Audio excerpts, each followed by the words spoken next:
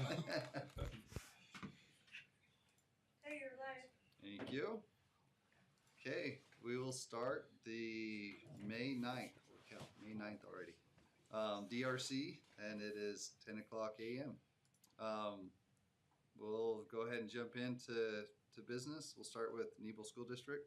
Mike, you want to join us?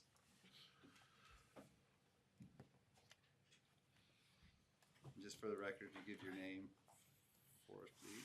Mike Anderson. Thank you. Green light's on. Okay. So this is a proposed site plan that we've talked about previously. It was tabled the last DRC in regards to a proposed Nebo School District animal lab that they have associated with the high schools, and they're placing it, locating up here on 4th East and just by the Highline Canal. As mentioned before, it was tabled in the previous DRC, to work through some issues with fire hydrants and emergency access to the site. Since then, we have met with the school district with Mike to go over those, and so in response to those, they've added 2 fire hydrants located, one just on the south side of the property, then a second fire hydrant located up in the northeast corner, close to a few of the buildings there, to be able to provide fire service in the event that an emergency should happen. To serve that, they're using an 8-inch water line that runs along the future roadway that would go there, and then towards the eastern end they tee off and take off with a 6-inch water line to the north to the site. Show kind of what they've shown in the plans to address those concerns. So with that, go around the DRC. If there's any comments, maybe I'll start with Ryan with the fire, just to see if he's got any kind of major other thoughts. No, thank you for putting those hydrants in. It's a huge thing. The issue or question I have is that gate. Are you just going to padlock it, or do you want to put a fire department Knox padlock on it?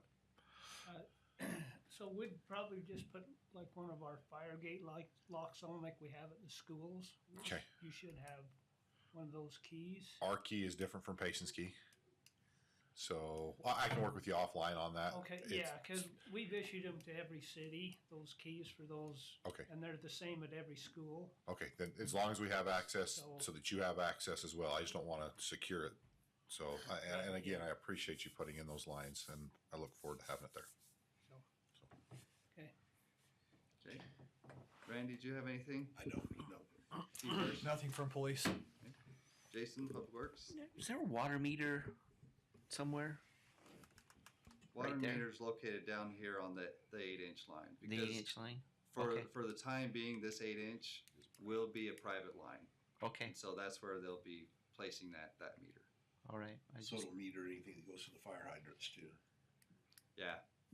Everything else. That's a big meter. Yep. So it'd be, Will they have a vault there, John?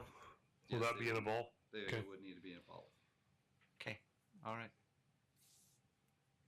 So. Okay. Nothing else? Norm, or do you have anything, Jason? Yeah, so just on that, I would encourage you to install that line according to city standards, and that way if it is in a future roadway and it is something that would be used for that it's to our standard and you don't have to go back and redo it. Exactly. So yeah, that's- and we definitely want you guys involved when we put that line in. Yeah. So it does meet your standard. We're not as concerned about the 6-inch line going to the north, because that will probably change at some point in the future.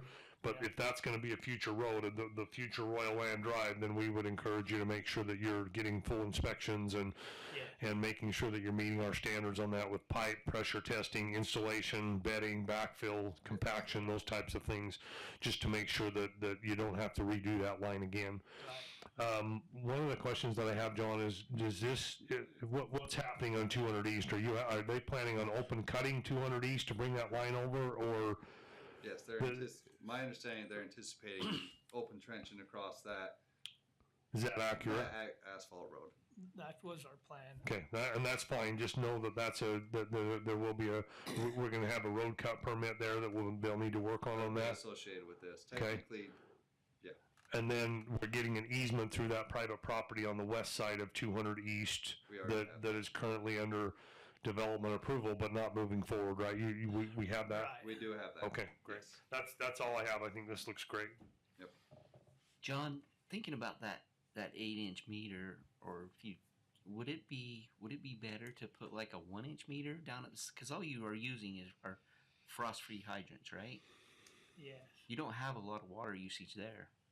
That's No. a huge cost to that 8-inch meter is going to be very expensive, and I don't know if our code would allow us to do that, to put a 1-inch service down there. They that do a could- 2-inch, I think, was what they were showing before. You were showing, but Two. previously you were showing a 2-inch line all the way over there. But even still, a 2 is going to be Yeah. way less expensive Yeah, than an I- 8. I- Not a way that 8-inch line could have an easement and be dedicated to the city now? Could, but that's not what they've indicated. So We could dedicate that line to the city. I What it goes back to is the distance. Yeah, so what this is doing is so that Distance we're not between exceeding, that because it's a dead end line. And so by doing this, that's why. we don't exceed our code. And if So- we did it the way you're talking about, it would exceed a dead end water line per our code. per code. Okay. So But there may be something that we can work on to, A meter to meet fire flows it's going to be $50,000-$60,000. yeah, I would bet you're probably in that same range, $40,000 to $60,000 for that. But again, that makes it so that you can meet our code. So it's kind of a give and take Yeah. there as far as. so Okay. one option that may be done is we still install a valve, at that end. And they still need to run the 8-inch and 6-inch, but then potentially we could tap off with the 1-inch to serve the rest of that. Yeah, that's Again, I think you're going to want a 2-inch to serve what Yeah, you're serving, yeah. not 1-inch. But it still need the fire line for fire Yeah.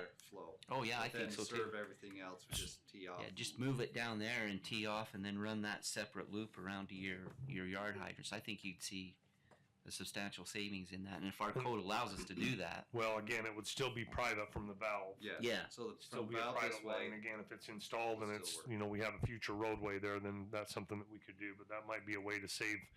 I mean, you're probably talking $5,000 on a 2-inch meter versus 60 grand. on 50, 60 grand on a bolt and an 8-inch meter there, plus all the bypass and all the isolation valves and Oh. everything else. It's not going to be cheap. So Yep. you may want to look into doing that, and we could Yeah, if we could approve it accordingly with that. I think that we would be fine. Yep, just conditional Okay. on that one. Okay. Anything else? Not John, on I it? make a motion that we approve this, so allowing for them to not have to put in the 8-inch meter. They still have to put in the 8-inch and 6-inch lines, but then they could run that on a 2-inch meter down at the south end of the project site area at the fence, somewhere in that nature. We still need to be able to read that meter, so we need to be able to get to it. But I would make that motion to do that, to save the school district a little bit of money. It would still be a private line from 200 East all the way to where they're using it. I'll second that. Got a motion and a second. Any discussion on the motion? Seeing none, we'll go to a vote. All in favor, please say aye. Aye. Aye. Any opposed? Okay, motion passes. I'll add that note onto these and then send that over to you as well with the plans for that water lines that goes through the, same as that subdivision. Stratton Acres, yeah. Thank you. Okay. So, yep, we'll get those sent over to you guys. All right, Okay, that works. thanks, Thanks, Mike. Michael. Thank you. Thank you. Okay, the next item on the agenda is the Holiday Oil Expansion Site Plan. If you guys wouldn't mind stating your names for the record, please. My name is Brent Neal with Holiday Oil. Cameron Duncan with Ensign Engineering. So, was it last DRC? I believe it was, no, 2 DRCs ago. Maybe a couple, yeah. This application was tabled. Again, it's a proposed expansion of the Holiday Oil gas station on Main Street and 300 East. the proposal is to, again, add another fueling station to the south of the building. The reason it was tabled during the last DRC is there was a code change was required to allow for a 50-foot wide drive access to the site. Previously, the maximum they would be allowed to be 40 feet. It did go through the code amendment process, and that amendment was approved by the city council, and so they're continuing with their site plan application to get those. To be clear, John, the requirement is 30 feet, but the DRC may grant an exception now up to 50 feet. So it's not just it's allowed at 50 feet. It takes us an exception from the DRC, which is something we probably should consider in our motion. John, Yes.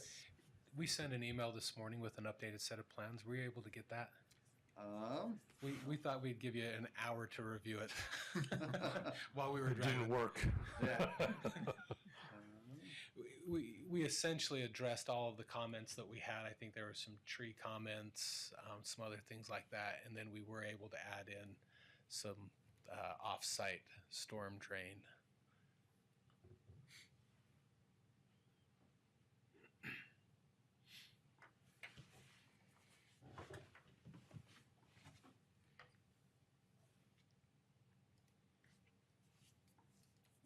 Do this.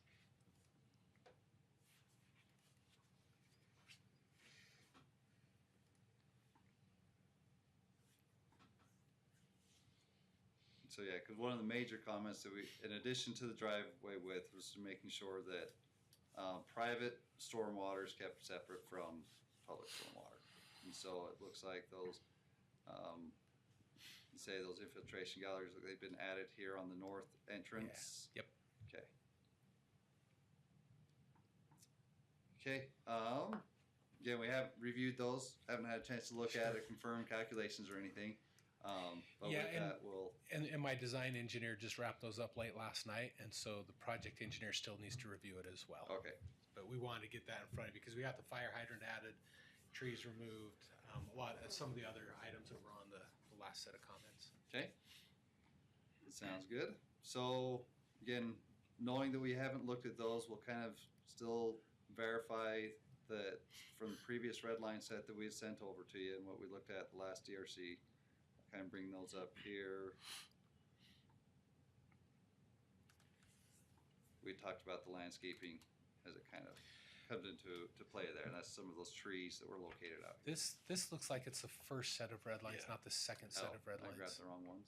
Yeah, I have in that email. I have the response to the second set of red. So here's the problem that we've got is we just haven't had time to review it. So whatever motion we make is just going to be contingent upon whatever happens.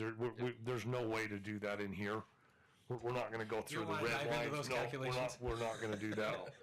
So just know that any motion that can be made according to the other set of red lines and whatever you've submitted. There's no way to do it in here, especially within an hour, and none of us have had a minute to look at it. So If you recall from the last meeting, really there was two major items. One was the storm drainage, making sure those were separated, and some landscaping comments, and the fire hydrant. and the access, the access width, yeah. Correct. So, with that, we'll go around the DRC with any comments. Starting with Randy? Nothing from me. Chief Nothing first? from police. Jason? Nothing from Public Works. Okay. Oh, thanks for adding the hydrant and taking the trees out. So, okay. Jason? Nothing more? Norm? I don't have anything, I'm just making sure that we address the previous red lines. I don't have anything. Yep. So, again, we've kind of already gone through them pretty quickly. Again, we'll verify driveway width, we'll verify tree locations that those were addressed, verify the location of fire hydrant, and then verify the storm drain calcs across those.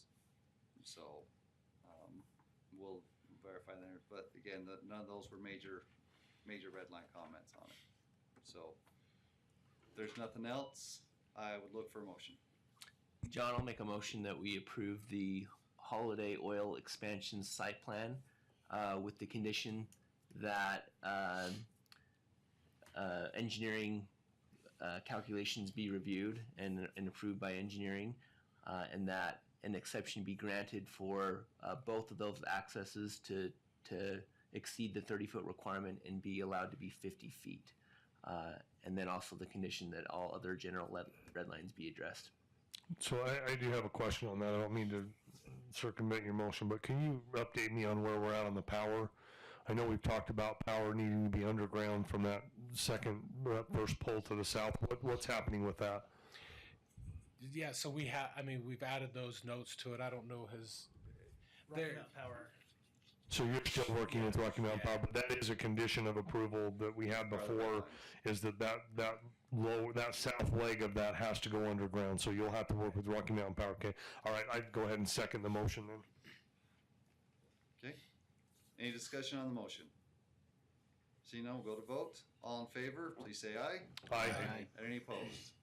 Okay, motion passes. We'll review the updates. Well, if you've got some internal review that you have to do, once you've got those internal reviews completed, send those over to us. Okay. And then we'll review those updates, verify they've got those taken care of. Okay. Okay?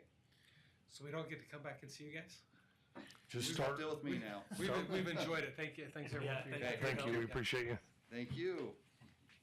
The next item on the agenda is a traffic control request, and I'll pull up.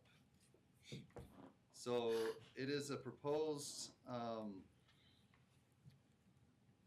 I'll do this. Actually pull up thought I'd had that, but I don't.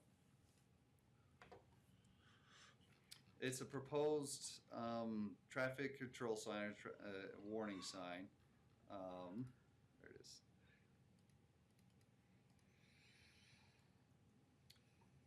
Requesting that a sign be put up for a person with disabilities. This is in a location up in Summit Ridge on the northern side of it along Stonebrook Lane. Their request is she has a handicapped son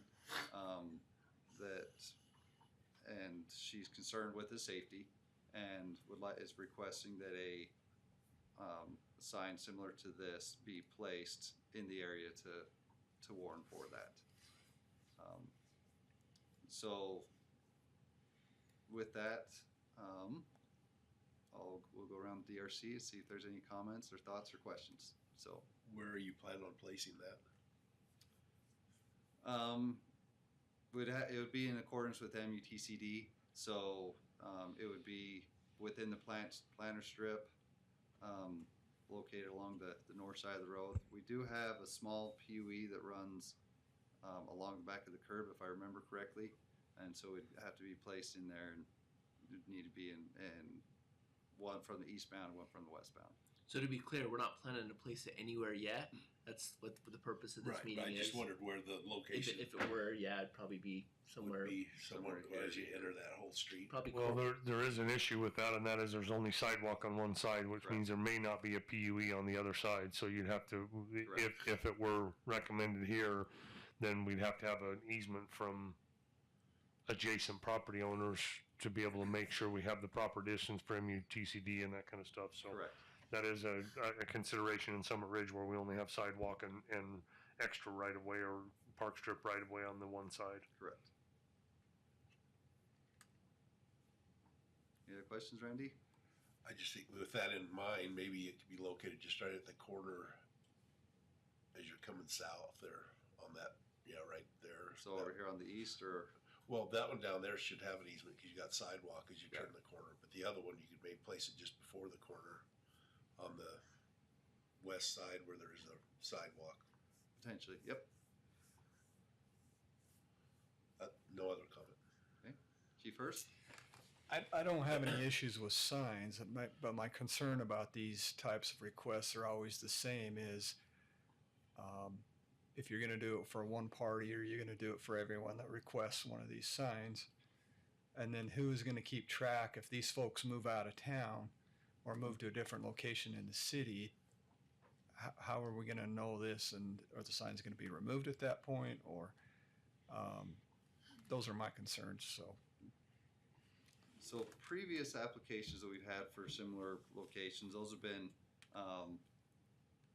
we haven't stood them up in the past for multiple reasons. One, a couple were because of those reasons you just brought up there. Another concern that has been studied is sign fatigue. And saying you get too many signs put up, people get a false sense of security, and they don't really, they're not effective after that point. And so that's kind of historically some of the concerns that have been brought up and reasons for it. So reasons for those not being approved. Jason, or Chief Hurst, you have anything else? I don't. That's it. Jason? I'd just echo some of the same concerns that Chief Hurst had, and then also the traffic in this area is really, I mean, pretty minimal. I would think in a neighborhood like this, that's kind of goes to a cul-de-sac. I don't know. Plus the maintenance issue over a long period of time would be a concern of mine. I think maybe there might be a better way to address this than a sign. That's all I have. Okay. I don't have anything from fire. Okay. As you mentioned, we've talked about these types of signs in the past, and my biggest concern with it is the false sense of security. Is you put it up and people may or may not see it. It may not make really that much of a difference, but it may feel like because it's up, it'll all of a sudden, make it safe. This is a end of a cul-de-sac. I shouldn't say cul-de-sac, but it's practically a kind of a cul-de-sac. There's not really a through street in the area. The only people who would likely be driving in there are people who live there. So, obviously there are those maintenance issues, but in terms of safety, like we've talked about in the past, and we've had in-depth conversations about the false insecurity that these can create. So, if there's a concern or something which is creating the concern, if there's people speeding in the area, then let's address that. Let's have an officer look and see if there's any speeding being done there. But if it's just a kind of a proactive way to acknowledge a situation, it may not be needed. But like you say, we've had these sign requests in the past, and I don't think we've ever granted one. So that's hopefully a little bit of an explanation of what our understanding is and what the studies say from a public safety side of things of what these signs can actually create is a unintended consequence of false sense of security. So that's all I have to say. Or do you have anything else? I don't have anything. Okay. Is there any other comments, thoughts, questions? If not, I would look for a motion. I'd like to make a motion that we deny the request for the sign at this time. Okay. Is there a second? I'll second. Okay, we've got a second. Any discussion on the motion? Seeing none, we'll go to a vote. All in favor of denying the request, please say aye. Aye. Are any opposed? Okay, the request has been denied. Okay, the next item on the agenda is a review and approval of the meeting minutes from April 11th and April 25th. John, I make a motion to approve the minutes. Is there a second? Second. And a second for that. All in favor of the motion, please say aye. Aye. Are any opposed? Okay, minutes are approved. With that, if there's not any other business, I'll look for a motion to adjourn. Chairman Lindell, I'll make a motion that we adjourn. We are adjourned at 10:24.